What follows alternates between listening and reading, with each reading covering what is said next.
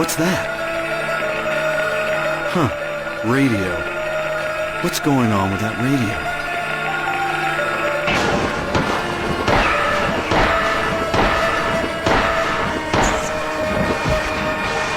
This is not a dream. What's happening to this place?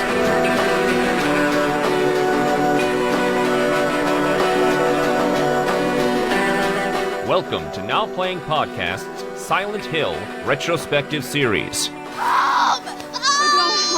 Silent Hill! Part of Now Playing's video game movie review series. When you're hurt and scared for so long, your fear and pain turn to hate, and the hate starts to change the world. Hosted by Arnie. He was sent to take you back to Silent Hill. He was a member of the Order. Justin. Listen, you may be able to hear the cries of his torment. And Stuart. Who are you to judge? We judge because the souls of history hang in the balance, because our faith has never failed us. This podcast may contain detailed plot spoilers and harsh language. Go to hell! Can't you see? We're already here. Listener discretion is advised. I will pray for you, Rose, but I won't expect you and your friend to return.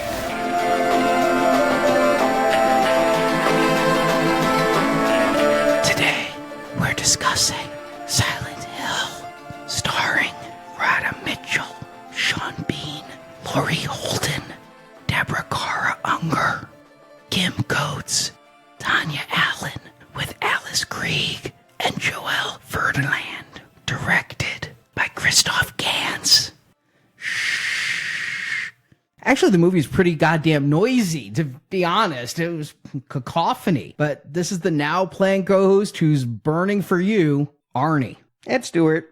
And this is Justin. Welcome back to the video game retrospective again, but here we are at a film and a video game series, both of which have a measure of respect among at least the gaming crowd. I noticed the Rotten Tomatoes score wasn't as kind to this movie as the gamers are, but Silent Hill, I actually remember this coming out back in 2006. I thought it looked pretty good, pretty spooky. I didn't see it in theaters, but it was something I watched on video as a brand new release at home. Yeah, I remember seeing it, and I remember really liking the first half and having to turn it off and go do other things. And it was one of those, you come back and I'm like, did someone switch the tape out? Like, it had just fallen apart so badly in the second half. I was like, oh, it just breaks your heart. You're like, oh, you could have been the Ring 3. Instead, you're... Oof. Yeah, that's exactly the reaction that Marjorie and I both had. I remembered nothing coming back to this except 3 memories. 1, ash falls from the sky. 2, a little girl is missing. 3, it really falls apart at the middle and never recovers. Well, spoiler alert, this is my first time through, so I didn't know any of that stuff. I'm not even sure if it was on my radar back then when this came out. You know, it might have looked just like a generic horror movie that I wasn't even aware was tied to a video game series at that point. Do you know the video game? I thought I did, but after watching this and looking it up, I had always thought all these years that Silent Hill was a game that I now know is called Fatal Frame, where you're walking through a haunted house, looking for clues and taking pictures. So, yeah, this is a completely different franchise. Silent Hill is one of those games that, again, I'd heard about, I was interested in, and when this movie came out in 2006, I cannot count how many cosplayers I'd already seen in my 4 years of convention going as Pyramid Head. Yes, that's where I recognize him. And really not very easy to navigate the hallways in that Pyramid Head. I feel bad for all of them, but that's what I knew it from. I'd never played the games, though. Again, I've mentioned it many times on this video game series, I was more into computer gaming into the new millennium, and Silent Hill started in 99. Its big hits came out in the early 2000s, early games on the PlayStation 2, and I just never paid any attention. Yeah, it's the kind of game that would make me wish I had a PlayStation. It's my ideal kind of game. It's a horror, atmospheric walkthrough, lots of cutscenes, lots of different paths that you can navigate. You're figuring out puzzles. Occasionally you're shooting. I think it's a big difference from Resident Evil, even though I think it was invented for Konami to compete with Resident Evil. But what's, to me, more pleasurable about it is it's much more slow-paced, more atmospheric, and it's not a shooter. It in no way feels like Resident Evil, Doom, or any of that stuff. I went and played it. I have played the first 2 games now to completion. And the first one was for the PS1. And surprisingly, for a video game series of this notoriety, usually you see remakes and they're like, okay, now it's Silent Hill 1 remastered for the PlayStation 4 and all of that. All I could find is it would only play on a PlayStation 3, but it had the PS1 graphics, the PS1 audio, and it was okay. Here's the one thing that I'll note about it is it took a negative and used it as a positive. The PlayStation 1 did not have great graphics processing power. And so this versus Resident Evil, this was a completely 3D game. It was really cutting edge. Now you play a game and you're used to having the 3D ability where you can just walk in every direction. But back then you look at Resident Evil, those old ones, and it always had the fixed camera. It always felt like you were watching it from security camera footage back then. This made a huge leap forward in 3D, but because it couldn't process very much, they had this great idea, let's make it foggy. And so you can't actually see very far, so we don't have to overtax the CPU. And that really gave it an atmosphere because you can't see all that far in front of you. You don't know when a zombie dog is going to attack or some mutant child with a knife. And I definitely got a Resident Evil vibe off of the first Silent Hill because did I just mention zombie dogs? There's quite a few of them. And much like Resident Evil, the game's what you made it. I mean, I was shooting a lot of stuff because I prefer shooter games. And so if a zombie dog's attacking me, I want to shoot that motherfucker in the eyes. I don't want to run. But it is survival horror. It's not a killer. And yeah, I did learn the hard way. The best strategy sometimes is just to outrun the dog in the dark and save your ammo for the big ones.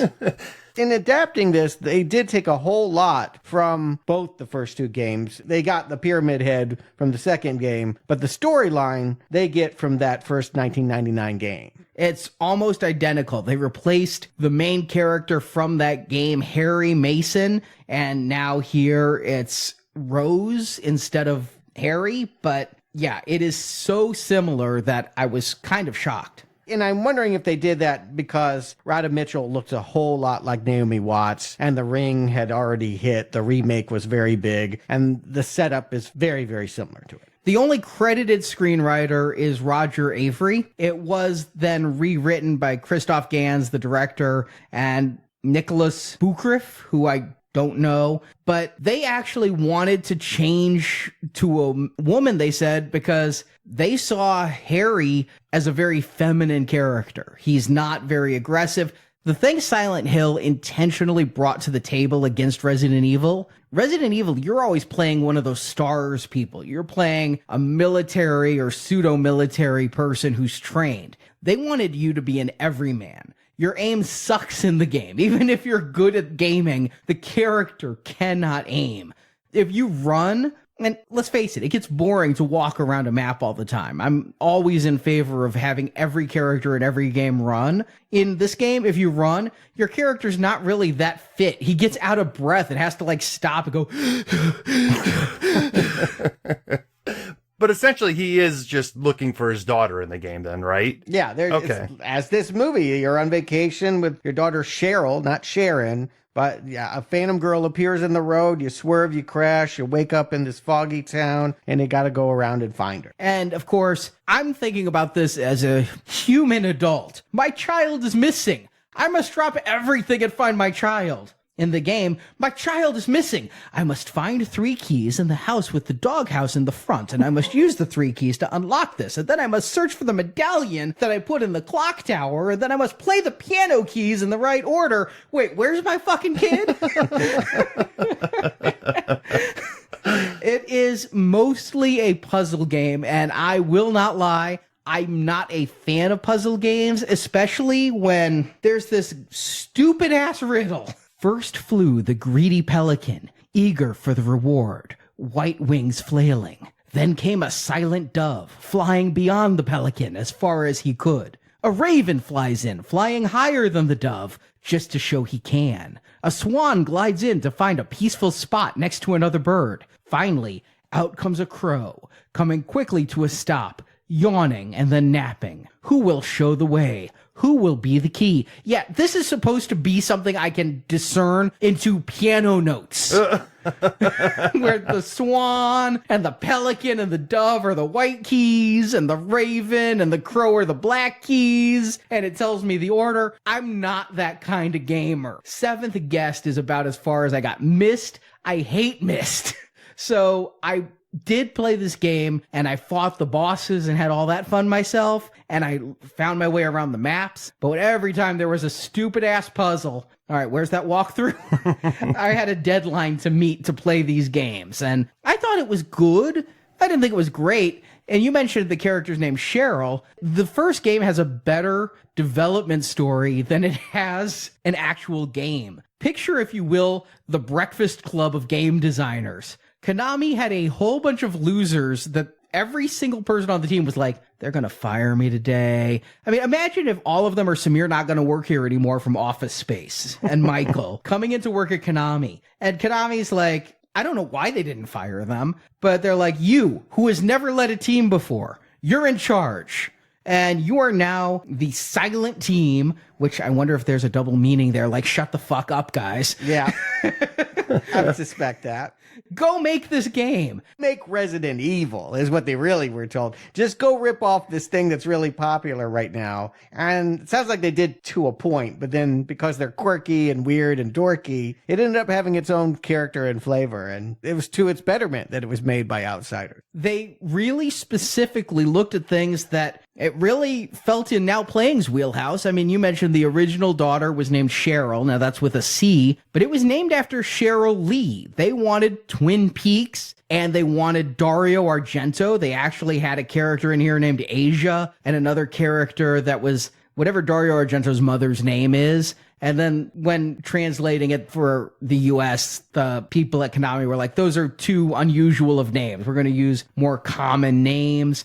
But there's Lovecraft Street, and there's Bradbury Street, and there's even Bachman Street. They're trying to go for Stephen King. They're trying to go for David Lynch. And even the music, it's weird because they hired this guy to do the score, and nobody ever told him, hey, we're doing a David Lynch thing. And this guy just saw the game and was like, I decided I wanted to try to do an Angelo Badalamenti type score. It all came together to be this moderate hit. I mean, it had about a $5 million budget. It made money. It's, about doubled its budget. And then now this silent team was motivated and, you gave them a little bit of success. They came back hard with Silent Hill 2, which is a almost completely unrelated game. No characters return. Pyramid Head, who is the icon of the Silent Hill series, well, much like Jason didn't get his hockey mask till part 3, Pyramid Head didn't show up until part 2, and then you couldn't keep that son of a bitch out of the games, the comics, the novels, the movies. Yes, there's a lot of tie-ins. Silent Hill is a universe. Each of the games has its own novelizations and things, which is helpful because the games also have mini endings. I especially liked the ending of part 1, where it turned out it was all a game played by a smart dog with a computer. And like after you beat the game, you just walk in and there's a dog like, I was fucking with you this whole time. And the guy's like, it was you? But Silent Hill 2 is where suddenly I get it. I get what people liked about the game. That thing had atmosphere to spare, and it has, I'm not going to say if I'm recommending or not recommending this week's and next week's movies, but Silent Hill 2, the game, if you were to just take those cutscenes and splice them together, you have a better and more well-acted and more dramatic and emotional movie than you have in a Silent Hill film. They kind of screwed up on my mind by adapting Silent Hill 1 for this, because Silent Hill 2 is where it's at. Well, presumably they can make it when they make all of the sequels, and we'll get a sequel for Silent Hill next week. But they're starting with the source material, and I believe that this director was a fan of the game. It sounds like a cinematic game that a cinematic mind wanted to bring to a larger audience. I've seen Christophe Gans's big film, Brotherhood of the Wolf. It was an intriguing genre mashup. It's French, It's set in Napoleonic era, and there's like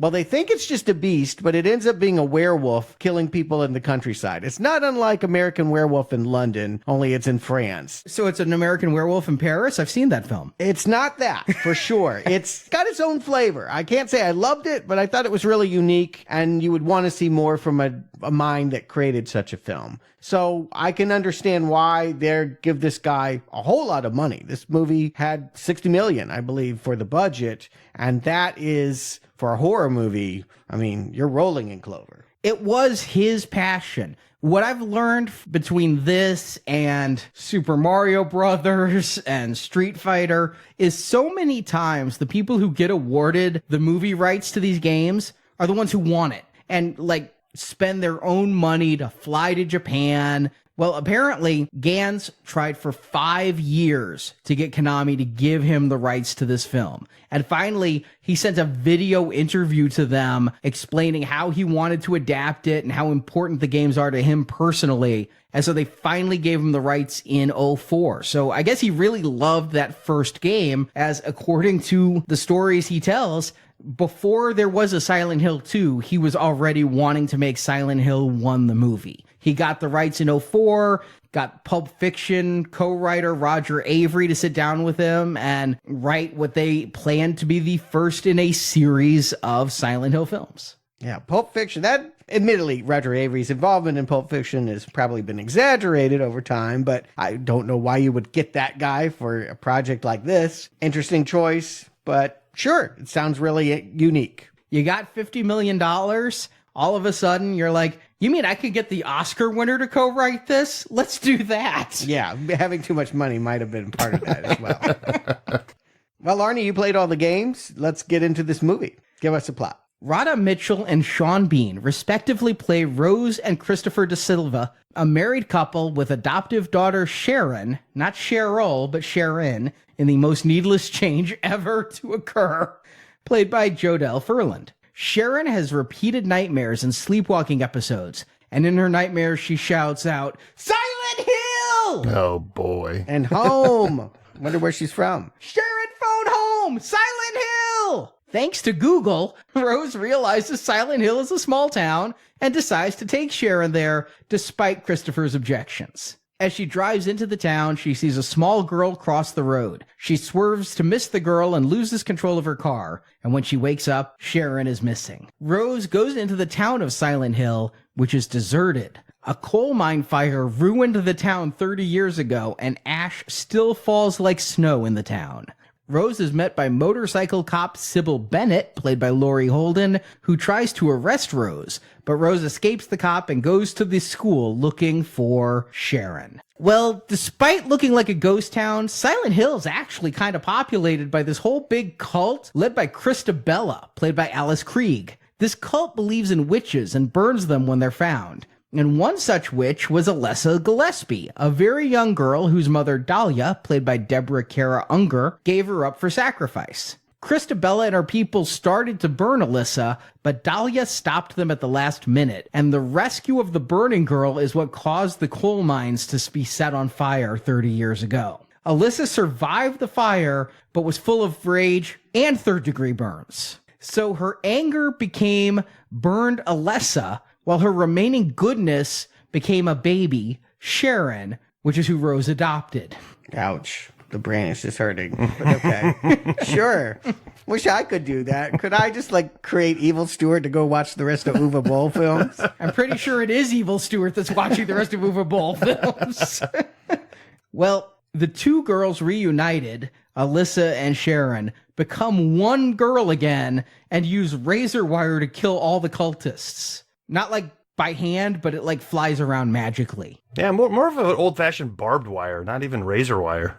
But now Rose tries to go home with Alessa, but it turns out they've been in an alternate dimension the entire time. They're back at their house, but Christopher can't see them. He only sees that the front door's been left open as credits roll. One of the things that becomes immediately obvious about this film is how well it's been photographed. I can't believe when this camera starts moving, chasing after a sleepwalking girl. I mean, we've all seen this movie before. Like, okay, maybe a little flip around the corner or something. Incredible camera work, running through a forest, through the underpass, leading up to a beautiful waterfall. Awesome, awesome imagery. Canada. It's a great tourism shot here. Come for the waterfalls, the lush grass, the trucks that almost hit you as you cross the street. Yeah, but it's also Dan Lautzen, who just won for Shape of Water, and John Wick 2 he's made. I mean, he's a very acclaimed cinematographer, and he does a great job here. I completely agree with you, Stuart. Having not seen this movie previous to this, sitting down, I wasn't sure what I was getting into. And the look of this gave me lots of hope. Like, oh, this could be a legit movie all the way through. So I'm sitting down, I'm eating my popcorn, and I'm ready to go. I love that you literally ate popcorn at a popcorn movie.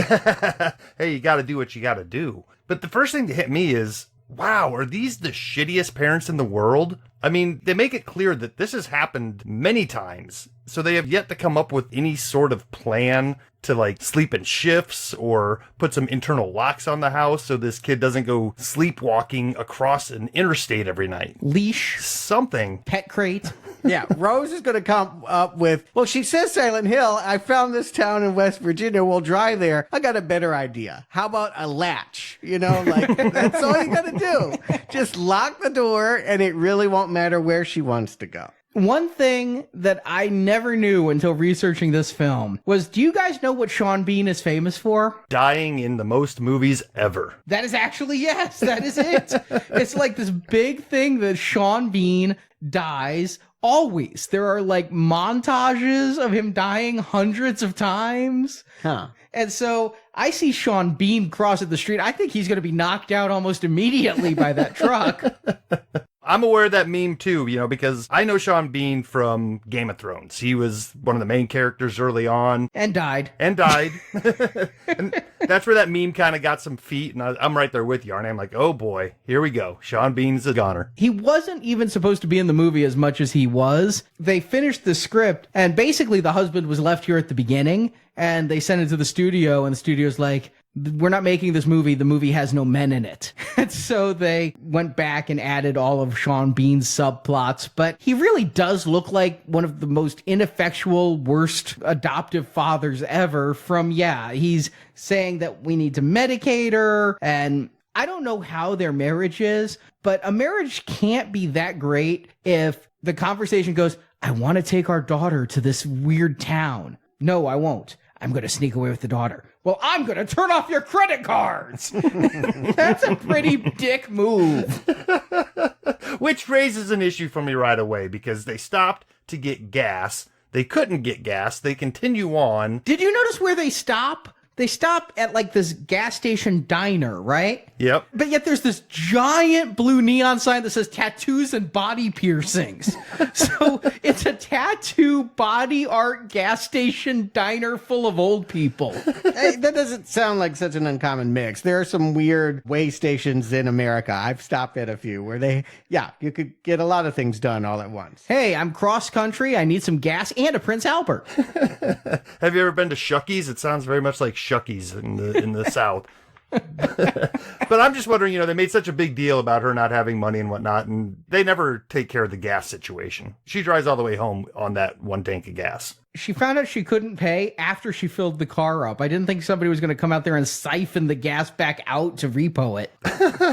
Yeah, I suppose you're right. She did fill up first. I guess I was distracted by the fact that, once again, shitty parenting. She's going to leave her daughter in the car and walk inside out of view for a good 5 minutes.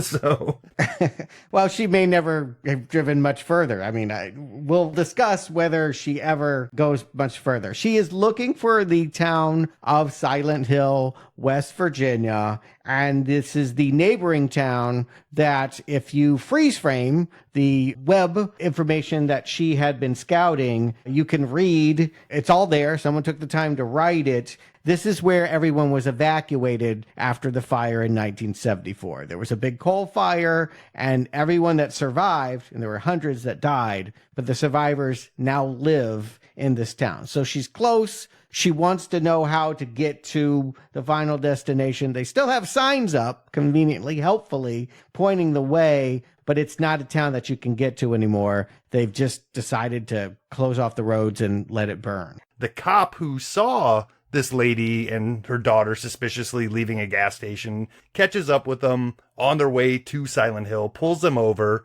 and Rose decides to just gun it and take off. This cop, Sybil Bennett, motorcycle cop, is played by Lauren Holden, but I swear to God, I probably thought it was Lauren Holly the first time I saw this movie. There is quite the resemblance there with the picket fences actress. In addition, when she's wearing the glasses and the leather pants and the helmet, she's really trying to pull off a Robert Patrick T2 look, I think. Yeah, in a sexy way for sure. You mean Robert Patrick isn't sexy? Well, not quite as curvy as Laurie Holden, but that, she played Laura on The Walking Dead for a good chunk of seasons there. So I'm just happy to recognize people here. Yeah, I recognized her in retrospect. When I saw this movie in 2007, Walking Dead wasn't yet on, and I had no clue who she was, and I thought she was Lauren Holly, and I thought Lauren Holly was looking pretty good for her age. And we'll find out with this character is that since nobody can go to Silent Hill, since the roads are cut off and it's just kind of a forgotten place, there was a serial killer that tried to dump a body in a coal mine shaft there. She was the one that found that child. That is really something downplayed, is the police role in all of this. We're going to very soon after get Sean Bean's lazily inserted subplot of going after her and running into Officer Gucci, who is not as fancy as he sounds. And Gucci was also involved in helping save Alyssa back then. Things get confusing in this movie. Am I the only one who thinks that? Like, the more characters they introduce, and for a lot of this movie, there's really only one or two characters, mostly Rose, but the more they introduce, the less cohesive this film feels. I think this opening's great. I think everything about this opening is atmospheric, incredibly gripping, and totally pulls me in. I don't find anything here in the beginning confusing at all. I find it completely captivating. Yeah, I don't find it confusing here either. I said as they introduce more people, once they get into Silent Hill, and when we're trying to discuss how these people all relate and how they interact, it fucking loses me. Yes, this opening, I did wonder, could this be the best video game movie we've ever reviewed based upon how it actually came off as competent horror here in the beginning? It really does look good. The aerial shot where you get to see the car and the headlights as they turn off to Silent Hill. I love the look of Silent Hill. The fact that it is kind of quiet there, fitting the name, that they've reproduced the game in so many aspects. You hear like air raid sirens off in the background or emergency sirens from the fire that happened and the ash that comes down. It looks great. It has atmosphere. So far, I would still think that perhaps the best video game movie we've done is one of the Resident Evils. And here, this is certainly a lot classier than anything Paul W.S. Anderson's ever touched. Yeah, fun fact, Silent Hill is actually based on a real American town. Centralia, Pennsylvania, did have a garbage fire that got into the coal mines, and they've never been able to put it out. To this day, it burns. You could go to the website, and they brag about, well, this is the basis of Silent Hill, because our trash is still burning 70 years later. Great. But it does. There's something so beautiful that after this accident, I mean, it does feel like a dream. Is she having a nightmare, or is she waking up into some alternate reality? But there's an otherworldly feel to the fact that they were driving around clearly not during the winter time, and all of a sudden everything is covered in white and it's so quiet, and yeah, you're just sucked in. Now you'll quickly find out, she'll rub her fingers together, it is ash, it is the burning of the coal, it is not snow, but there is a sleepy town vibe that is in direct contrast to everything we've seen up to this point. I have to agree. The visual transition between real world and moving us into the supernatural world was done very well. And that's not something that's easy to do. I mean, we see it a lot in other movies and it feels jarring or it feels kind of hokey. This was done so well because we're in the car along for the chase and she sees something that we can't quite make out. It's a girl and she spins out and then she comes to, and you're right, the atmosphere has changed. Everything's a little desaturated and not as bright as it just was. The ash falling. I'm down for this. I'm being pulled into this Silent Hill world. Yeah, her daughter's missing. She doesn't have the luxury of being able to turn around and leave. And so, normally in these kinds of things, people have to act stupid. Children of the Corn, let's just walk around and see if we can find some people. Why isn't anyone here? That's not the case here. She's got to find her daughter. Her daughter has some kind of connection here. Her daughter was sleeping in the back seat and may be sleepwalking. One of them is asleep. And all of this, it does just create this dream nightmare quality that is so entrancing. It's really scary. But you guys thought what I thought, right? Like, this is a ghost town. Nobody's in this town. All we're going to see in this town, literally, it's a ghost town. We will only see ghosts. She's going to encounter a couple of people in here, but other than the cop that followed her in, who is from the game. Yes. It was in Silent Hill 1, the video game. Yeah, but is so poorly acted by Laurie Holden. I didn't think Sybil was a ghost, but I also didn't think Sybil was from any reality I've ever been in. But everybody else she's going to encounter eventually, and it's a long time where it's basically her in this eerie atmosphere, which is wonderful. I soaked it up. But when people finally start appearing again, I think they're all ghosts. Yeah, we'll see early on, Rose is walking around. Her first encounters are with apparitions. She will be following a little girl, the same one that probably walked out in front of their vehicle and caused the crash, leading her down into what appears to be a bomb shelter as the air raids are going off. And before you know it, she's being swarmed by small children that end up burning into ash. It tells you right away, this is a haunted place. And that was also very frightening. Yeah, those ash babies kind of reminded me of the aliens from Galaxy Quest a little bit. Minors, not minors. But yeah, it's after that incident, we black out with her or the town goes dark. I'm not really sure at this point what's happening. If she's having blackouts or darkness is coming, this hasn't been explained yet.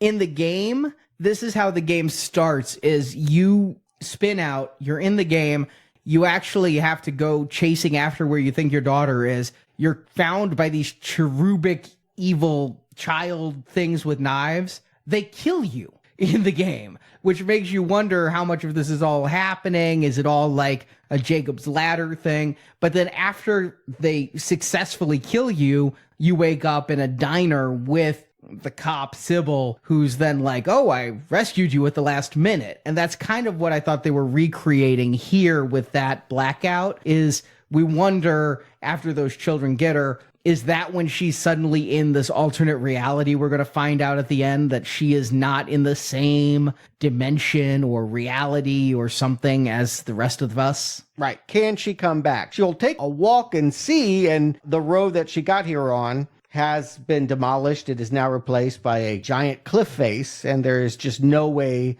to leave now that she is here. And we'll see that her husband comes to the real Silent Hill and drives around with the cops. We know that he's experiencing it as it really is. She's gone into another dimension. She's gone into, you can call it a ghost dimension. Whatever it is, she's entered a fantastical realm, and we're not sure she'll ever be able to return. So I at least think they're not belaboring it. Sometimes, they'll wait the whole movie to tell you, oh, it was a ghost. Here, we're not under the delusion that Rose is, that she's in a normal place. But you already name dropped The Ring, The Grudge. The fact that this is based off of a Japanese video game does feel like an Americanized version of that. And yeah, you lead with the fact that you're dealing with probably a dead girl. And then the question becomes, who is the girl? What does the girl want? How do you quell the spirit? And what does this all have to do with Sharon?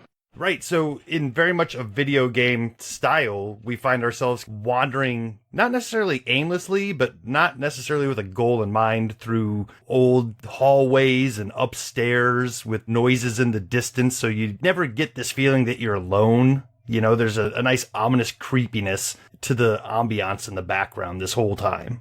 There's so much in this movie that feels taken exactly out of the game. I mean, she literally will go into places and pick up keys and pick up flashlights, and like a video game, you go, you add to your inventory, and you must use it later. When I first saw this movie, I had never played Silent Hill, but I noticed game mechanics being enacted before me. Oh yeah, definitely. And I think that's exciting for people that love the game to see how much attention has been paid to the way it feels to play the game. If you're here more for a horror movie, maybe this movie feels like it takes too long. I like Twin Peaks. I like lingering in the atmosphere. This is paced to my satisfaction. I have no problem with the fact that it does feel like, yeah, they don't have a clear goal on how they're going to get to Sharon. They're just going to wander from place to place and find arbitrary clues like bricks with partial words written on them in the mouths of dead people and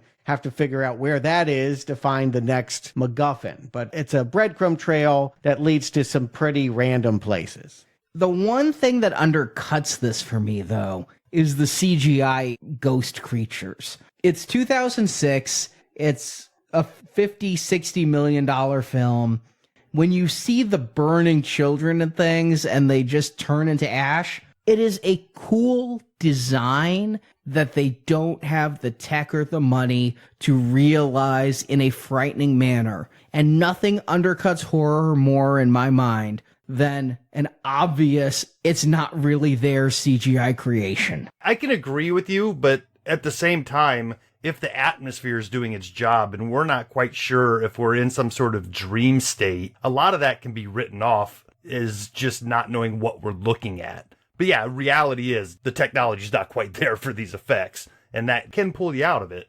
Not me. I mean, I loved it. I thought all the creatures looked great. When the cop finally catches up with her and she's trying to arrest her, and then you hear it first, and then you see the silhouette of this like wobbling like a weeble. You guys remember weebles? Yeah, they weeble and they wobble, but they won't fall down. Yeah, they don't have arms, and this thing is, I think it's pissing acid or blood or something. Something is leaking between where the genitalia would be that you would expect it to be going to the bathroom. And yeah, I find all of this stuff. I mean, it feels like finally someone gave a lot of money to Clive Barker. These feel like Cenobites, creatures that we've seen in horror movies, edgy horror movies where they didn't have enough money. How nice that they finally look alive. I find the character design to be rather dull. The one thing that hit me when coming back to this is it's just coincidence, but I was, at San Diego and New York Comic-Con recently, and I literally had the thought to myself, I haven't seen that Pyramid Head dude in a while. What game is he from? And I really couldn't tell what game he was from. I'm like, was he in the Resident Evil movies? Was he the one at the gate trying to break down the door in part 4 when they're all trying to escape on the helicopter to get to the aircraft carrier? Or what was that pyramid-headed guy from? And we were talking about Venom just a couple weeks ago and thinking about the tentacles that lashed out from Venom's hand. And I'm like, yeah, that's kind of like how Nemesis in Resident Evil shot out his stuff. And in the end, I feel that around the turn of the millennium, and maybe it's heavily influenced by Cenobites. That's when the Tortured Souls toy line was coming out too. But Resident Evil, Silent Hill, Quake, all of these monsters, Doom to a degree, feel like they all just come from central casting of monsters, Like they're the day laborer monsters, and any design could go into any of these properties. What? I couldn't disagree with you more strongly. These are better monsters than I've seen in most horror films of this time. I can agree with both of you. I think somebody like Pyramid Head could be taken out and placed in almost any video game series, any scary movie, and stand out as that character. And he's great. I mean, can we agree? What's striking about it is you have a body, a human physiology that feels very organic, and then you have something very geometric as its pinnacle. That is such a weird juxtaposition to see a triangle atop a human body. The two forms would never organically meet. It just feels inscrutable and fantastic that we have this character. Right. And I think the other thing that Silent Hill does well from a monster design point is the twisted, faceless human bodies. That's something that I will, after seeing these movies, will always associate with Silent Hill, and I'm sure they're directly from the games. Yeah, Resident Evil, they were just central casting zombies. They weren't distinctive. And the other thing, if this were a Resident Evil movie, all of a sudden, Rose would be finding 2 guns and doing ninja flips. I'm not saying this movie's interchangeable with Resident Evil at all. I'm saying that take away the zombies. Think about the monsters of Resident Evil that it got more into. We got away from zombies and got more into things like Nemesis and all of that. That's what I'm saying is just these designs here. I'm not saying the movies feel the same at all. They do not. But the creatures, I wouldn't be surprised if Nemesis walked onto the set here versus being on the set of Resident Evil. They all copied Joel Peter Witkin. They go watch his photography stuff, and that's where Trent Reznor started copying him in his music videos. That's where Hellraiser got its ideas. I mean, there's a artistic fountainhead where all of this stuff flows from. I'm saying I've not seen it in a major motion picture done this well on this type of budget. And that's exciting to me. And so it's carrying the mood for a lot of this. I don't have any sense about when the plot will kick in or how close we are to finding Sharon, but I don't really need to because I just love to see the surprises around the corner. I guess what I'll say on this to kind of finally tie up the stylized talk of the movie, but what it is missing is it has a signature bad character that you can keep out there as an iconic thing. And then you have these twisted human faceless bodies as another thing, faceless nurses. And that's about where the style sheet ends. Beyond that, there is some rote stuff. There's some stuff that does just look like something you might see at a haunted house at Halloween time. Somebody ripped some shirts, threw some blood on them, and there you go. It's a costume. So the things that it does well, it does a very good job of doing. And then I feel like it just kind of drops off a cliff and doesn't really care for a lot of the background stuff. Well, all these apparitions are reflections of people that used to live in Silent Hill before the town burned down in 1974. And it's when we start seeing this backstory that we begin to make corollaries. We think about those burning children because then when we finally have Rose reach elementary school, she finds enough evidence to have a flashback. It's convenient. But we see that those kids bullied someone that looks a lot like her child, Sharon. And so as we're putting this mystery together, we realize those kids are burning because they fucked with Carrie, right? I mean, all of these people are living in a limbo, burning in their own hell because they were mean to this one little girl. Yeah, I guess my question is really trying to figure out how all of this came together. Like, these kids burned up, and they told us initially it's because of a coal mine. And I couldn't remember how much this tied into the game when I was watching it and how closely it's actually copying stuff from the game. But in the game, there's never a mention of the coal mines. There's just weird snow. It's actually snowing out of season. It's not ash falling. I think that's something they actually improved upon was this coal mine thing. But I thought what we were seeing were apparitions from the coal mine. And we would find out maybe a greedy person caused the coal mine fire or what have you. But when you all take what we know at the end into account, that what happened is they burned a girl and the girl was saved and the fire went out of control. When you see these burning children and all this stuff at the school, it just makes me wonder, I know we're supposed to be weirded out, but are these good spirits? Are these bad spirits? I'm liking the atmosphere. At this point in the movie, it's raising questions. That's a good thing. The bad thing is this movie is never going to adequately answer those questions. All right, so let's play the speculation game, because I think you're right. The movie loses its strength, and it comes in my mind, in a very strong position, but it starts to wobble like some of these creatures once it has to tell us what's going on. Now, we meet early on, wandering around. Rose runs into this woman who looks like a bag lady. We'll end up finding out that this is Dahlia Gillespie. She is the mother of Alessa Gillespie, who is the ghost girl in question. My first question is, who knocked her up? It seems to me like the reason why the town bullied little Alessa was because Dahlia hooked up with someone they believed to be evil, darkness, something bad. Ooh, see, I feel like you might have read that into it. I was just taking it that these Puritans did not like the idea of a single mother raising a child. That's how I took it as well, as it was specifically a single mother thing. And I did wonder who the dad was. I thought it would be revealed. It never is. Is it Gucci? I mean, he's going to come to help save Alyssa. No, he was away at college. If you read those newspaper clippings, I've read all about where he was. Yeah, he was still like a college kid at this time and wasn't around. But in order to have fathered that kid, he would have been 10 years old. I have no idea who the daddy is. Yeah, well, again, I think that begs a question. These town people believe that she hooked up with something evil, and so that's going to change it. Whether you believe that Dahlia did or not, I mean, maybe they didn't burn Alyssa enough. Maybe the problem is they burned a little girl and they got what was coming to them, or maybe they should have just brought more matches, and I support their cause, because if women are procreating and creating devil babies, you don't want to have that attending your school. I can understand why you would bully that.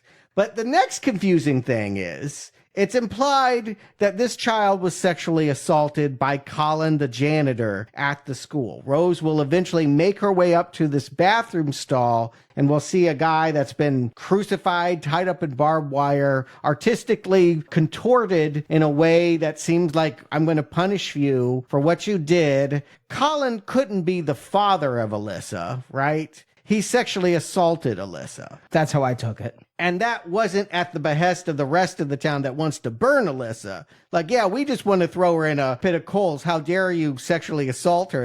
It's two different factions, both that have something out against this child, but they're not in cahoots. That's how I took it as well, is this is just some creepy janitor dude who's not working with or for the rest of the town. Okay, yeah. So that seems like an element you lose. Like, you don't lose it because, well, it looks really cool here, and when it comes to life, that's really fascinating. I mean, I love contortionist and seeing all of that. When it's walking around on its hands, really cool, I get it. But I also think you have to make choices, and this movie is long. It's over 2 hours long, and there's plenty a room here to make judicious editorial choices and focus on the things that are going to strengthen the mystery, if that's what you want people to pay attention to. I would actually argue you want to confuse people, because once we start to get at the center of this mystery, it's just not that compelling. My feeling is that this director was very much in love with the visuals from the game and the monsters, and loved it so much. He's like, but I want to include this, and I want to include this, and I want to include this. I want to include where the janitor starts shedding his skin and becomes a monster, and then the whole room burns around him and everything.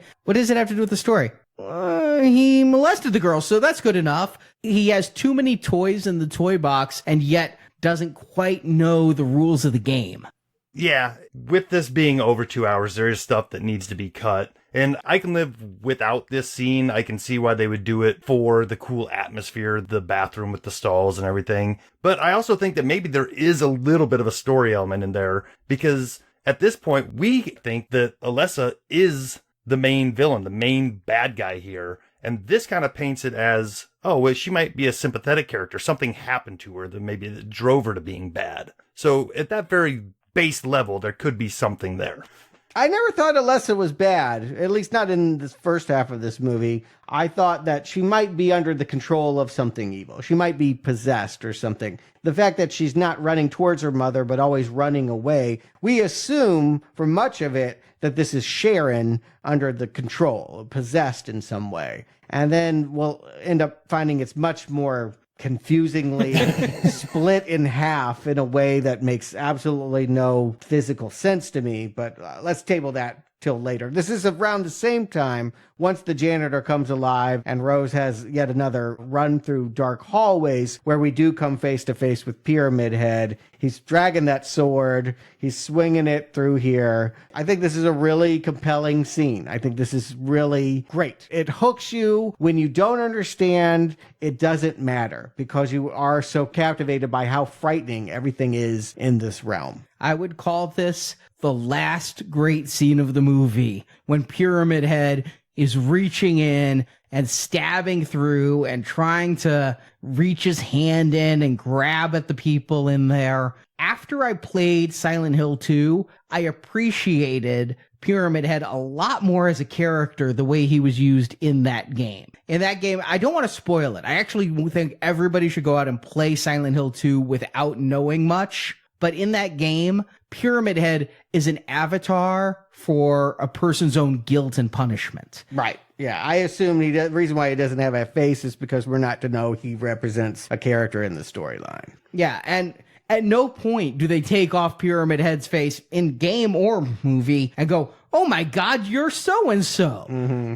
And so in the way he's used in the movie, Pyramid Head is nothing but an awesome character design for a monster who's not actually going to do all that much.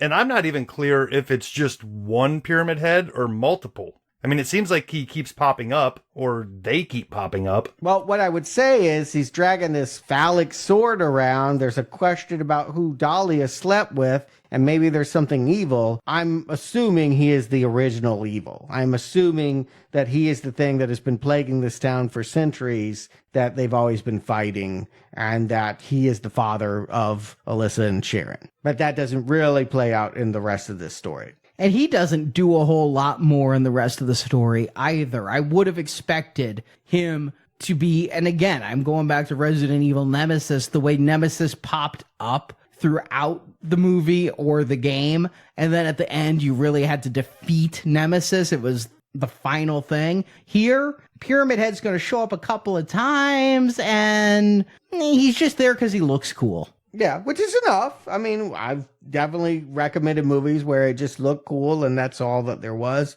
Constantine wasn't a good movie, but I just kind of enjoyed the atmosphere. That's kind of the vibe I'm getting here. And for that matter, that's kind of how even the best Resident Evil movies kind of worked for me. They just create images and they emulate gameplay. And that's what we're here to study, is what do the movies take from the game and how do they dramatize it? And I do think that they make it feel very much like gameplay, and the problems are when it's time to wrap that up and tell a story. That's exactly the point we find ourselves at now. We're going to start meeting these Puritans and realize there's more going on in this town than just random hauntings and random strange creatures running around for no reason. There's a group of Puritans, and they're up to something. And the first one that we really get much time with is this Dahlia. And she's got kind of crazy hair, and she's really quiet and mousy.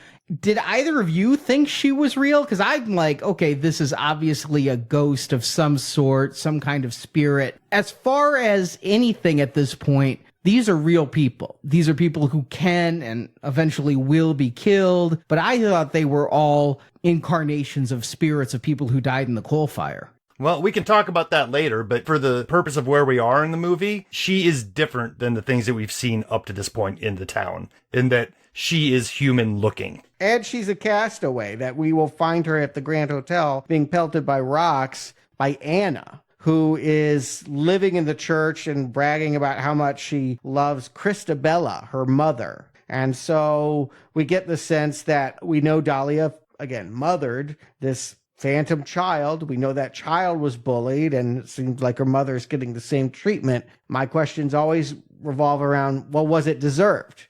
Did they do something to deserve this ostracization, or is this a really mean town? I gotta say, when you have witch hunters, history has told us those people were in the wrong. Like, when you talk about a witch hunt, you're talking about persecution for wrong means. I mean, no one's ever like, no, we got real witches and we saved this town. No, that's not what witch hunting means. It means that you misdiagnosed and overreacted and did something horrible in the name of righteousness. And so I'm just not inclined to like or care much about the rest of the town as we start to meet them, starting with Anna in this hotel. Yeah, and we quickly learn that they're not to be trusted either, because we see the goons, the guys dressed in the mining gear, beat the living hell out of Sybil. I would have sworn she was dead at that point. I mean, you heard some guttural oozing and maybe her skull cracking because it was off screen. But yeah, apparently she didn't die from that. Yeah, they have been floating around in the background carrying canaries, and because they wear gas masks, I presume that maybe there's something with this fog, maybe it's chemical, maybe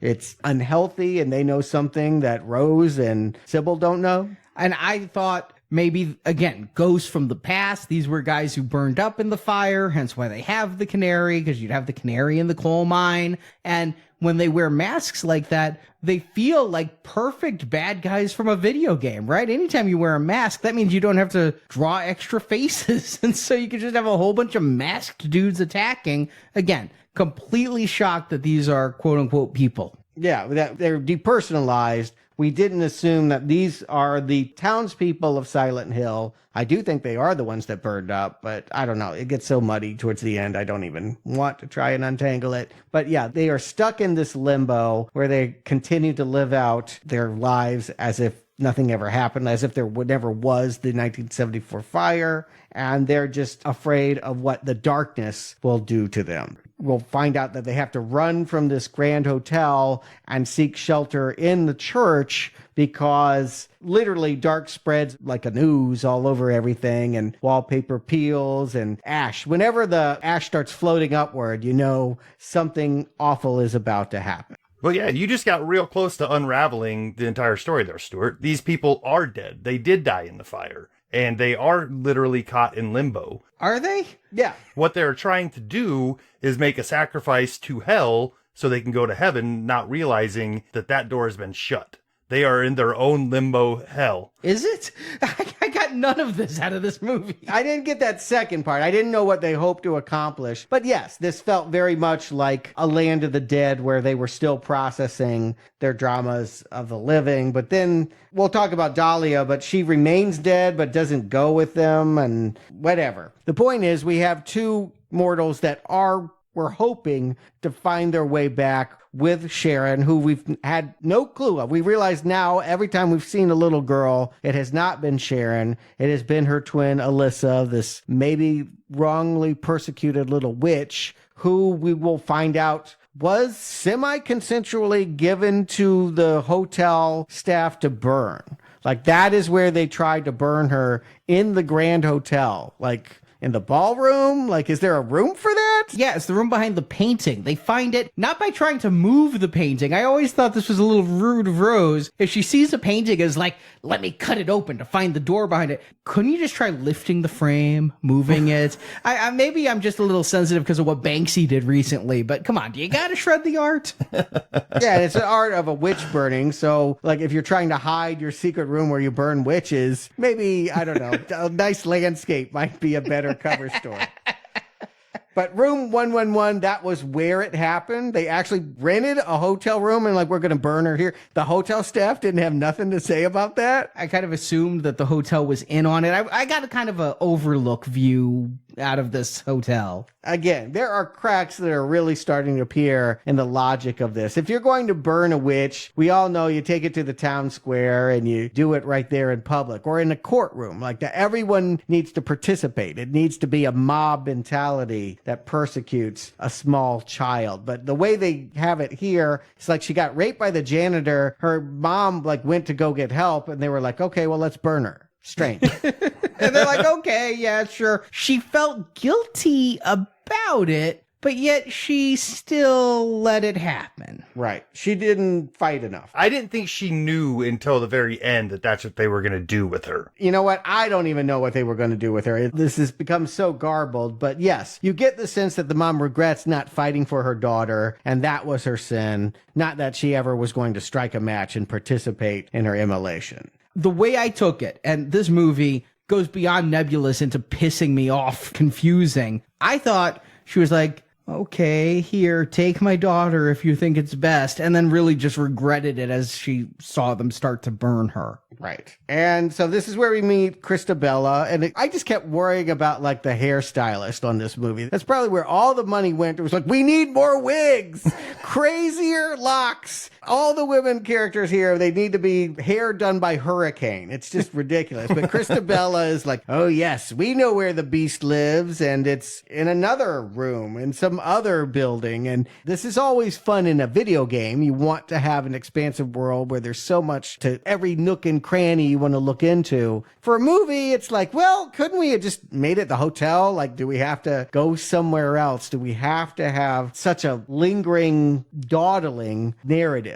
Yeah, it gets a little confusing because they're not just talking about another room somewhere else. They're talking about another realm inside of this realm. You know, to get to where she's going, she has to go through the fire pit and get to what used to be the hospital or somebody's memory of the hospital. Yeah, I didn't know why there were nurses there that were dancing, but the nurses, I thought, were representative of nurses who cared for Alyssa after she was saved from the burning, which is why we have that flashback of the nurse who's sort of trying to help, but not enough. I think you're right, but that makes even less sense. So, okay, so we're in a hotel. We rented room 111. We're going to burn Alyssa here on the mattress and maybe watch some HBO. And let's hope this room isn't right above that coal mine, because that could be bad. And she basically third-degree burns all over her body. And so then they call the ambulance? And she's taken to like a burn unit and has lived there for 30 years? Yes. And she's made it the nurse because she looked inside the burn tent and made a face. And so she's going to tear off the face of every nurse that ever worked for her because they were repulsed. Does she think she looks good? Anyone could understand if the skin has been burned off my body, people are going to be repulsed. That's not a mark on your character. That's them having empathy with how bad things have gotten for you. But that is nonetheless what happens. Here's what confuses the shit out of me is there's like 3 Alyssas running around, right? You got one who's the little girl phantom that makes cars run off the road and makes Rose go down dark alleys. And then you've got Sharon, who's the reincarnated little girl. But then you've got Alyssa, the old woman, who's still alive 30 years later and still in a burn unit. Where? In the hellhole. That's where I think gets confusing. Yeah. The real Alyssa that was burned has been contained in that hellhole, but her powers have been creating all of this chaos in this limbo. The main Puritan lady has figured it out that she needs the other half of Alyssa, which is Rose, to be sacrificed to finish the entire job and bring their town back away from the darkness. So Christabella thinks burning Sharon will fix the town? Yes, it'll beat the darkness, which is being created by Alyssa from inside of the hellhole. Okay, and see, here I was thinking the darkness was the thing that was always assailing the town and knocked up Dahlia and created Alyssa. The whole darkness, the whole haunting of the town, all that stuff is Alyssa's living nightmare. But the town has been fighting witches for centuries, it said. Their forefathers have been doing it quite a while. And I assume, again, you could make the case that they were misguided and it was like Salem and innocent people were dying. Or you could say that this town has always been assaulted by evil forces and maybe Alyssa is the devil's seed. She's certainly looking like it now. And okay, she didn't quite die in the fire that they set for her. Who is taking care of her? Nurses that she resents, and so she disfigures, and they can only move when they hear something? Yeah, that's where it, like you said, it unravels. It looks cool in a game. It looks cool in a movie, but really no reason given. Yeah, I love it. I mean, don't get me wrong. It's a beautiful scene when Rose has to work her way through this throng of scary nurses who, like, if you touch them or if they sense that you're coming, they're blind. So all they can do is swipe in the dark. They end up slicing each other's throats. It's a wonderful realized vision, but I just don't see that it represents any hell a burn victim might feel about their caretakers, if indeed they are taking care of them. Unless it's a vanity thing, if she's being vain about her looks being burnt up and her caretakers cannot see her, smell her, or sense her, maybe that's where they're drawing it from. That's the only thing I can figure out.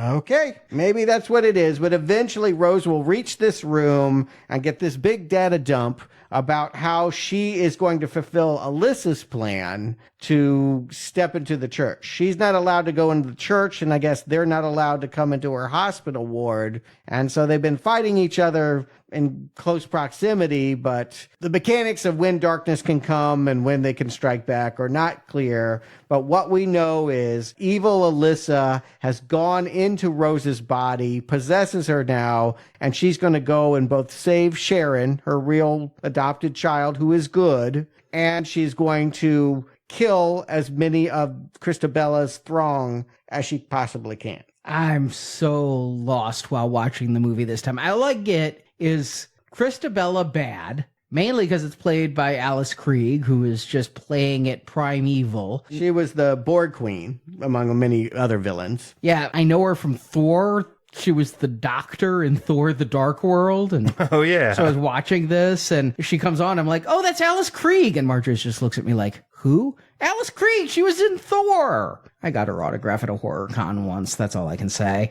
So, but yeah, she is the Borg Queen primarily. And she's got a whole cult of people for a town that seemed pretty dead empty. Yes. When they all raced to the church, all of a sudden, I'm like, shit, where have these people been hiding? And then I know that whatever Rose is doing is supposedly for the good of the child, and that they're talking about this good Alessa versus this bad Alessa, but I can't follow how anything happened. They are just saying gobbledygook. Here's the thing. When everything's kind of intuitive and you're building the movie in your mind and you're watching it and it's going on this long, you think you get it up until the point where you get the climax. And then you realize how much you didn't get it, or it didn't fulfill what the movie in your head was going to be. But I can tell you, for 90 minutes of this, I am on this movie's side. Even in its weak moments, I'm like, yeah, I think this is a really cool atmospheric film, and I like it.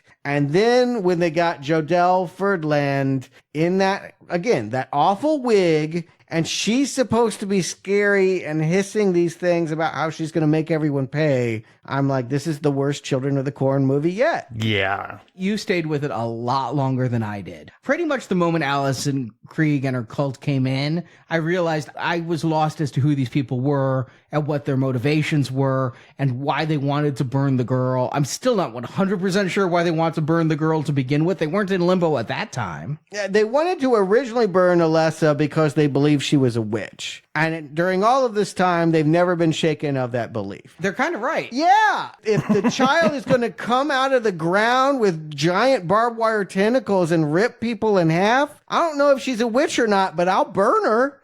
Like, I don't need to like her. I do think they have the right instinct. But again, this movie's motivations, these people don't feel like a small town of judgmental witch burning community. It doesn't feel like small town America. That's really part of the problem I'm having, is that when they tell me in 1974 they ganged up on a child and tried to burn her hundreds of years after the Salem witch trials, I'm like, this happened in the 70s? Like, then they went to the disco? Like, this does not feel period right. And they do not feel like small town judgers the way that I would have conceived them. And so I just don't think that this storyline about who was right to do what to a child in 1974 makes a whole lot of sense. This should have been set hundreds of years before that if it was going to have any weight at all as a witch hunt. I don't know. I mean, like you mentioned, Children of the Corn. In small town America, I could still see a witch hunt happening in the early 70s. You can imagine in 1974, a community that has all of these... It has enough civilization to have all of these stores and all of these people decide we don't like single mothers and we're going to take her raped child to a hotel and put her in a pot of burning coals. Have you ever been to Utah? Well, you got me there. Again, I try to meet the movie wherever it wants to go, but this is just too far to ask. That this is the kind of movie where it all makes sense at the end and that we're rooting for this child to get her vengeance on these people. I just want Rose to get away with Sharon because they're the only likable people still alive, and the cop got tied up to a ladder and had her flesh flayed off. Yeah, this end gets confusing, it gets talky, it gets overly action-packed. It kind of breaks the stylization that we've grown accustomed to. Like, the 3D barbed wire flying all over the place starts feeling really hokey, and this is where I'm kind of jumping off the ladder and thinking, all right, whatever, just wrap it up already. In my memory, it was her hair. Because, there were so many, those Japanese horror movies, the girls always had that stringy hair. I'm like, yes. I think she comes out of the ground and her hair beats like Willow or something. Like, I whip my hair back and forth and tear you in half. It's just such an absurd image. And it doesn't feel epic. It feels stupid. And up to this point, I felt like all of the imagery was on point, and now everything is stupid. And it's hard. It's hard when you're really rooting for a movie, and to have it fail you this badly at the end, what do you do? I don't know. Yeah, I still say it's a good-looking movie, but but I watched it twice for this review, and I still had to go to a wiki to try to explain to me how everybody is related and what their individual goals were. It is really poor storytelling that I lay completely at the feet of Christoph Gans. I mean, you could. If you got to fillet somebody, I guess the director always gets the credit and they always get the blame. But would there be an explanation that would make you happy? Like if they had written it better and you understood all the relationships, I would still hate this because this is really stupid to think in 1974, a bunch of witch hunters took a raped kid into a hotel room and threw her in a pot and then put her in a burn tent for 30 more years. And she just sat there. She's completely evil. She can create barbed wire attacks out of air, but I'm just going to stay in this tent for 30 years. Yeah, presumably, she could only be strong enough to fight back against them when Sharon came. But then why break off Sharon in the first place? You were the one that said, I want to take my best self, some kind of Oprah speak here, but take your best self, rip it out, turn it into a little orphan baby, and throw it, presumably with barbed wire tentacles, at an orphanage, and maybe some privileged couple in Ohio will adopt it. But only for 11 years, and then I'm going to start calling you back. Yeah, it melts into a big mess here. Here's the absolute worst part. Our protagonist of this story is Rose, who is completely fucking meaningless. She accomplishes nothing. She's our point of view character as this crazy, confusing narrative unfolds. But Rose is not a part of it at all. It's merely her daughter. Rose's part in this drama ended when she swerved her car and Sharon disappeared. Everything else was pretty much preordained. She runs back and forth. She fights some demons. The police officer sacrifices herself so Sharon can ride an elevator down to find Alyssa, but I don't see her as having an arc or having really much of any importance. And I think that's a common mistake because she's the character you would play in a game. And so you don't spend a lot of time creating elements for that character. That character is you, and you are passive, and you are just going around trying to find out what the story is that doesn't involve you. They try to bring her here in the end because she's possessed. And this is where she dies, is that she's the one that walks up to Christabella and says, oh, no, you didn't. And Christabella pulls out a knife and stabs her and says, oh, yes, I did. And I think that's why she can't come back. I think that that's why we have this epilogue in which she and the child get back into the SUV, try to drive back to Ohio, but can't get out of this fog and remain in another dimension. It's because Christabella killed her. And so she is dead. Yeah, you guys really just made me think about this movie in a different light. I think it would have played better if our point of view character would have been Sybil, the cop. From the time the crash happened, Rose should have disappeared along with the child. And now Sybil is on this journey trying to find out what happened to both of these people. Yeah, I mean, I think it would have been better if we didn't have children that were split up between pure evil and pure goodness. Like that. That's a bridge too far. So awful. But you're right. If the survivors of the coal fire lived in the neighboring town, it would make sense to start in the neighboring town and have someone, for some reason, come to Silent Hill. And that is a story that has organic flow to it. But yeah, they were always setting me up for heartbreak, and you can complain, it's confusing, I don't understand it. That's a gift.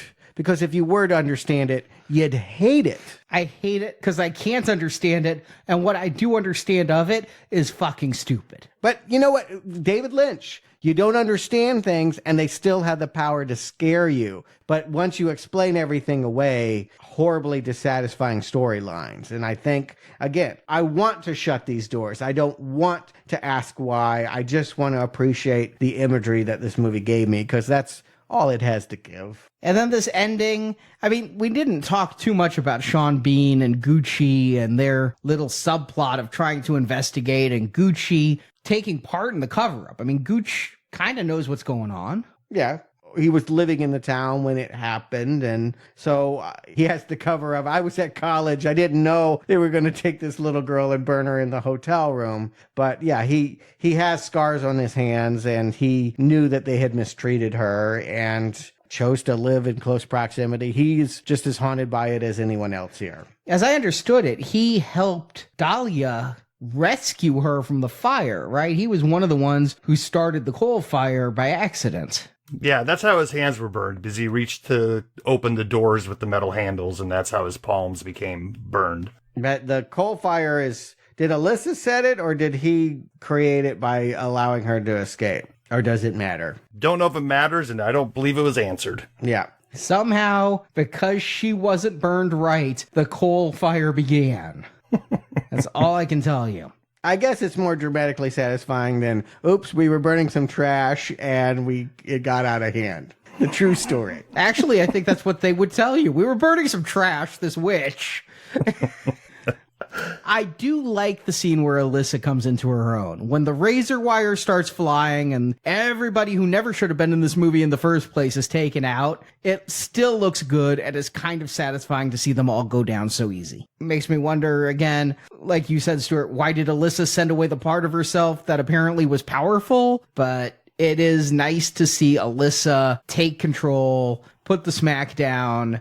And yeah, she and Rose are trapped in this foggy dimension, and Sean Bean is left alone. Well, from the character's perspective, they don't know that. They think they're coming home. They think that they're back in their car, driving back home to Sean Bean, and we think that's what's happening too, because we watch them go into the house and sit down, and then we realize that Sean Bean heard something but did not see them. Well, they should have noticed that the fog hasn't lifted. I mean, that's a telltale sign. We're hundreds of miles away from the coal fire, and the ash is still coming down.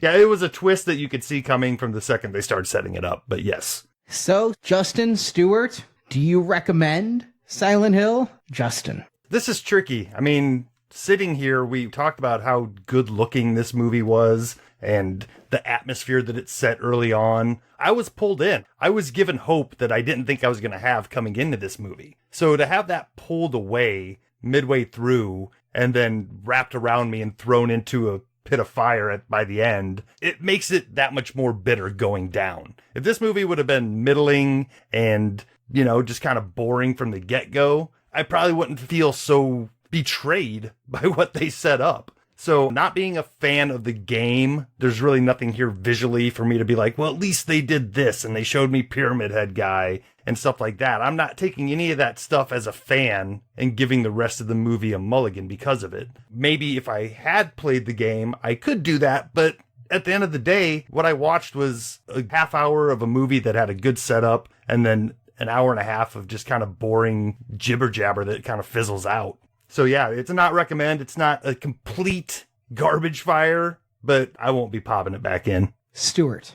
And for me, it's such a photo finish decision. I don't know. I loved the first hour so much. I don't want to let it go. Even though I acknowledge it's just all atmosphere. It's the easy part. Because all you got to do is just tease things. The real talent comes when there's payoff. When you say, and this is why it is so. And this movie is horrible at that game. It is great with the puzzles. It is bad with the resolution. I think... yeah, why not? I'm going to err on the side of mercy and give it a mild green because of its technical prowess. Because if you like the game, it feels like the game come to life. And that's the reason to see it. Not because of the stupid plot that gets itself tied up in barbed wire and goes absolutely to hell in the end. I just can't tell you how much I hated seeing that small child try and hiss and be the evil one at the end of the film. So unsaid. At least modulate her voice, right? Like, this has now become a high school play of The Ring. It's just so bad at the end.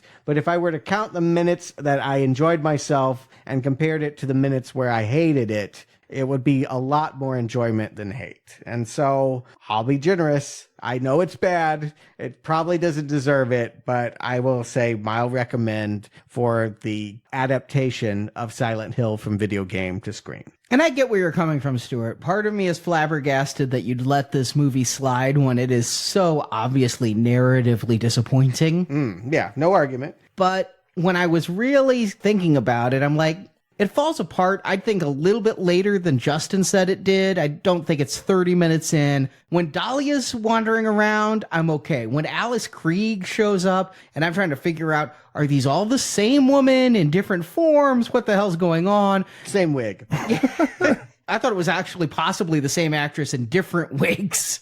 I think it just goes to shit, but it looks so much more professional than the majority of movies we've seen. And I feel like I'm being kinder to it for the reasons you told me I shouldn't have given recommends to some of the films that I did, like Tekken, and you said that I'm just being too kind because we've been wallowing in this shit. And I almost made that mistake here, is that, well, it looks good. With the exception of the obvious CGI, I feel like it's proficient. If this were a silent movie, I think it was really scary. It does have a Rosemary's Baby kind of look, especially when we start dealing with nuns in the orphanage. But no, it really pissed me off in how unnecessarily complicated the resolution of this is. You say it's an adaptation of the game, but the game is a lot simpler in terms of plot, in terms of character than this is. Yes, more characters do show up in the game than just our main character, but you don't have a full cult that's trying to burn people in hotel rooms and starting coal fires and things. You do have the magical realism, which I'm going to chalk up to Japanese mysticism and anime influences of the baby splitting itself in two, but at least you don't have an adult version also floating around here and merging together. It's a recommend for the game, but it's a weak not recommend for this movie. It just doesn't have enough going for it. This is still one of the best. You got to give it that. Red Arrow it may be, but it is still in the top 5 best video game adaptations. Yeah, that is the truly sad fact. And, I'm going to throw this out, too. I mean, I think what it did right, that Resident Evil, its crutch was, well, we'll just go to Kung Fu and heavy firepower. I appreciated that it gave so much to the art direction. Again, silent and slow. That is not something you associate with video games or really necessarily horror movies. And I do think that this movie created a noble tone, even though it created a shit story. Yeah, so it's probably the closest thing that we're going to get to all almost recommending so far. Yeah, well, I did. I'm tipping it green, but I think we're all saying the same thing, honestly. Whatever the color is, we all saw the same movie. And so all I can hope is that maybe it'll improve with the sequel. I'm somewhat hopeful. Here's what I can say is I've never seen the sequel. No, me either. I knew it came out, but I was so disappointed in this for the first time I saw it back in 2007. There was nothing to make me either want to pick up the game or race out to see another one of the movies. So I'm curious, though. It's 3D. Could it be better than the original? I'm going to bet that they'll simplify it. I know they're picking up the same story because I saw... What? No way. See, I would just assume you pick new characters. Silent Hill 2, the video game's new characters. They're not going to go back to Alyssa and all of that shit, right? Well, that's the only thing I really know about this movie going in is from when I was just looking at the discs and buying them. Radha Mitchell and Sean Bean are back. What? Whoa. Interesting. Okay, so maybe it's not going to get better. It's just going to get more convoluted. I was going to say, after all these sequels, I'm always impressed when they're like, oh, wow, they acknowledged the first movie existed. This is one I'm not sure that I want more story with these characters. Yeah, I definitely felt like the story was overdone. I don't need any more on this, but I guess I'm getting it next week. Meanwhile, if you want more dancing ghouls, we got the Suspiria remake this Friday for silver level donors. It is the conclusion, what we've been building to, and really what I've been waiting all year to see is this remake of Suspiria that looks incredible. It is the last show in our silver level donation series, so for those of you who like to wait until you can get the whole series at once, you can hear our 3 reviews of the Dario Argento original Three Mothers trilogy, plus the review of Phenomena, also known as Creepers, a movie that was supposed to be a Three Mothers film and wasn't, and ending with the remake of Suspiria here. And then next week, we start our gold level series. It's weird, we did platinum earlier, but gold level starts next week. Bruce Willis, Haley Joel Osment, Donnie Wahlberg, The Sixth Sense. Ooh, what a twist. I always loved that robot chicken at night. What a twist! And if you can't donate, we completely understand. There are other ways you can help this show out. You can tell your friends to give us a listen as we continue in the arcade. In 2 weeks, we're going to perhaps the front of the arcade, the, more glorified game that you show from the door, Wreck-It Ralph. Technically not an arcade game, but arcade-ish. You know what? I've been seeing on the toy shelves, they actually did make that game, and they have a little miniature version of it you can buy for $20. I might have to pick one of those up before we sit down for that one. There's so many more reviews you can tell people about at our website. In a couple weeks, we're going to be reviewing Creed 2. You can hear reviews of every Rocky movie, including the first Creed in our archives. Halloween is a much better horror film than Silent Hill, and we just reviewed that new one 2 weeks ago. You can hear all of the Halloween reviews. Last week, we did Children of the Corn, and you can hear all the Children of the Corn reviews, every Marvel movie, every DC movie, so many movies, not to mention, yes, this arcade ghetto we have plunged ourselves into this year, all at nowplayingpodcast.com. And in addition to telling a friend to listen, we'd love it if you'd head to iTunes, leave us a 5-star review. Don't just click the stars, leave a couple of words. It really does help get the word out there about our show. So, Justin, Stuart, thank you for joining me. And until we have some revelations, game over.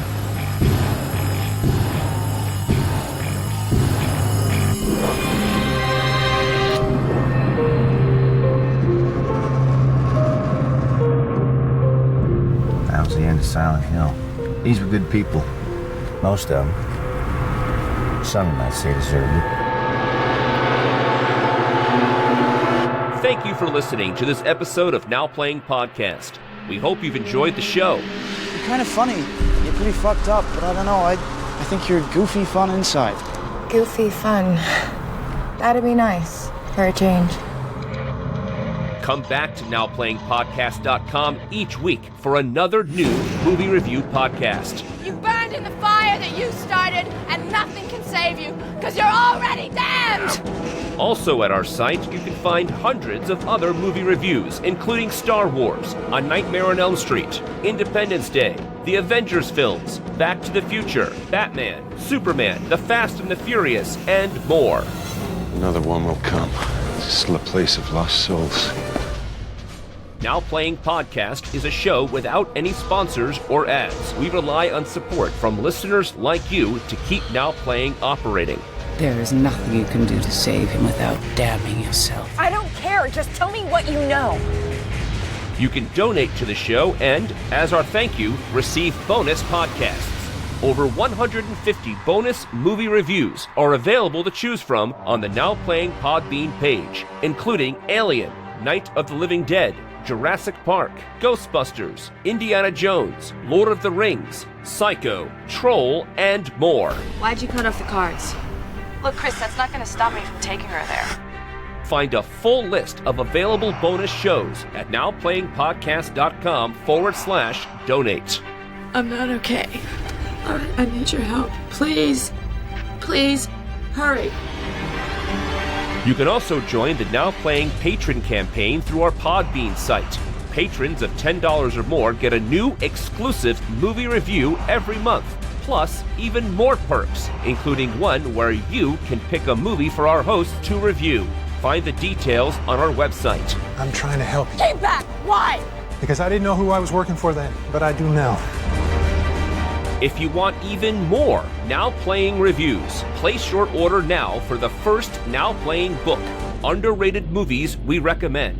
Get reviews of 125 films our hosts love. You can order the book by clicking the banner at the top of our homepage. And anyone's name not found written in the book of life, they will be thrown into the lake of fire.